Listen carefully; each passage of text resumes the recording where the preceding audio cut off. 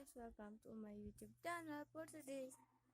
Napakalungkot sasabihin nyo, diba? Nung may part 2, may part 1 at part 2 ako ng kubo ko, guys.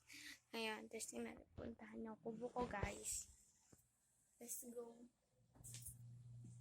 For today, guys, nakapababa na ako yan. Naglabas ko kasi yung ate ko. Dito na lang tayo, guys. Pakita ko lang kung nangyari sa kubo ko. Kasi siya, yung mga kalkawila, stick lang na pinagkakabit-kabit. Kasi hinimot ako, guys. Yan, dami kasing bata pupapasok. Biglang nasira. Ito nangyari. Yan, guys. Kung nakikita nyo to, ayan. Itong part yan. Yan yung kubo ko ng part 1 and part 2 ko nakikita nyo. Sana ipapakita ko pa sa part 2. Pero wala na kami ipapakita dahil nasira na.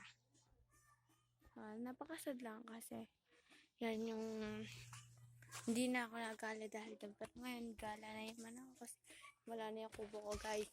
Pero huwag kayo mag-alala dahil alam nyo na gagawin ko ulit siya, pero syempre yung hindi ba halatang bata ang kubo talaga at dapat di marinig ng kung sinong taong may tao doon kasi nagsispuntahan yung mga bata doon. Pero gagawin ko pa talaga siya.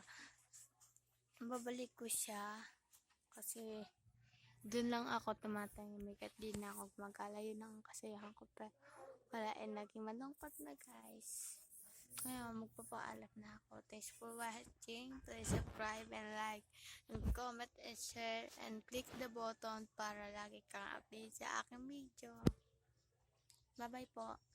Stay safe sa lahat ng nanonood nito.